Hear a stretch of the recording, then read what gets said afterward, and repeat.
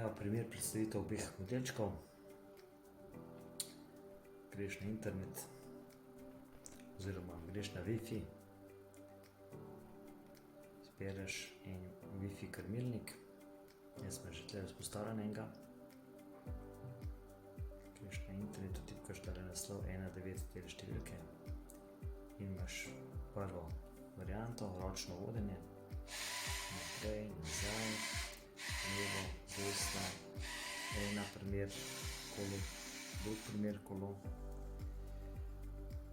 Pod dvojko imaš načrtuj pot, naprimer, in rečeš pet naprej, desno, naprej, desno, naprej.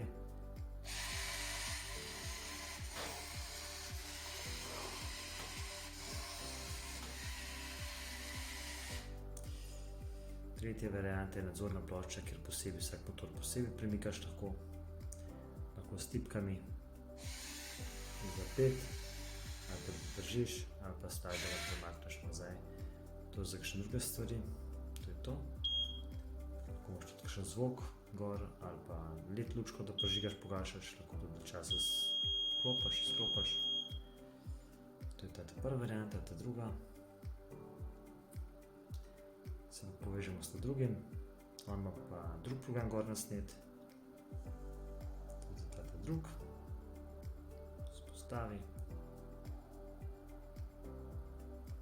Je spostavljen. Zdaj se nam pa pojavi na istem naslovu drugačno vodenje. Gremo na enko. Imaš na primer tako vodenje avtomatik, greš nazaj, pa zavijaš levo ali pa desno. V to smer zavijaš levo ali pa desno, pa špikrajš. Dvojka je tank, vsak posebej, servo, pa prija pa nazaj ali pa oba. In tretja varianta, joystick, najbolj enostavna, naprej nazaj.